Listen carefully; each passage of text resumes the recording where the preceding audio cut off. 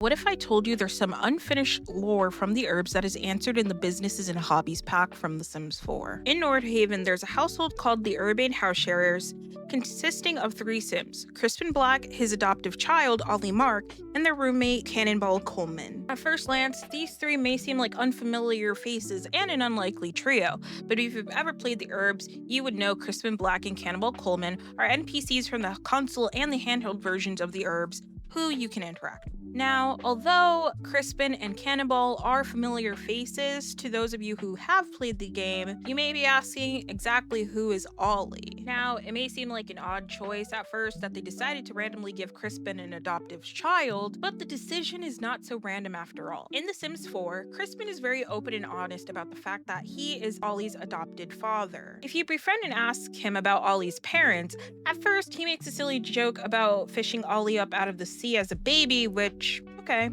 fair, I suppose. However, if you get closer to him and continue to inquire about Ollie's birth parents, he reveals that he not only still speaks to Ollie's mother and still updates her about him, but he also reveals that Ollie's birth parents are none other than Jade and her ex-boyfriend Skidmark. The story of how Crispin ended up being Ollie's adopted father goes that Skidmark one day asked Crispin to take care of Ollie while he went to go get some milk, and well, he never returned. If you ask Ollie about their parents, they seem to be quite aware that their parents abandoned them as a baby and never looked back, and they have no intention of wanting to reconnect with them.